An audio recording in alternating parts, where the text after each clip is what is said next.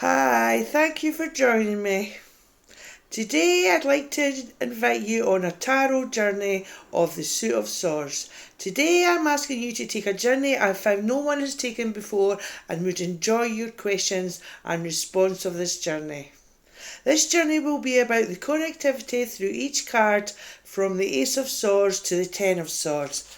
First of all, let's have a look at translations. Starting with here we have the Eight of Cards. This is the original Rider-Waite-Smith card, or at least the original Rider-Waite-Smith picture. Yes, but we have many translations of that picture.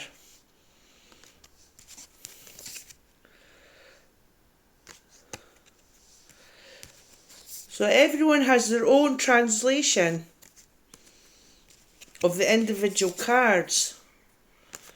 Many. I mean, these are but just a few, and you probably, I don't know what you're thinking at the moment. However, this is all about thought, because swords are of the mind, of the realm mind. Ingenuity, I perceive, is the energy of the swords. So here's my perception. First we have the Ace of Swords. Now here you are being offered a gift of thought, a gift of new thinking, a gift from the divine, a gift from the universe, a gift from the cosmos, a gift from your maker. Yes? So you've accepted this gift, so here you are now in the Two of Swords, the next step with this. Now I perceive this card to be as in a state of thinking. Here the lady's, she's shut out the outside world. I can excuse me for being tongue-tied there. She's shut out the outside world, hence the blindfold. She's got herself balanced, or she's got balance with her two swords crossed across her chest. Yes? So she's just thinking. What is she thinking? We really don't know. However, taking on from the Ace of Cards, it must involve this new thinking, and I perceive must involve her old thinking. So she's thinking, how does this fit? What does it mean? And there we have, which takes us to the Three. Now, I find what she's discovered in her thinking is incongruency, incompatibility. The swords are piercing her heart. So what she's discovered about her old thinking and her new thinking is there's something not true to her heart. She's in a state of sorrow because of the way the clouds and the energy of the card, the greyness. Yes? So what does she do with this incongruence, this incompatibility? Here she is now in the Four of Swords, our next step on the journey. Here she is in meditation.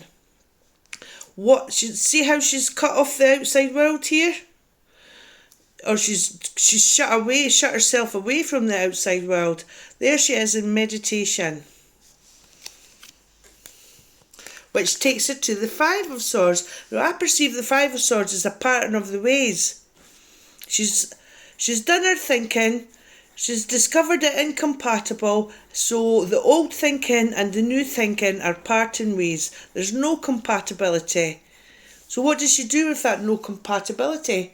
Well, she's in choppy water at the moment, which is indicated by the Six of Swords, the next step in the journey. The Six of Swords is giving you some choppy water going into smooth, and you can see the destination, or at least land in the horizon. However, this is all about taking that journey.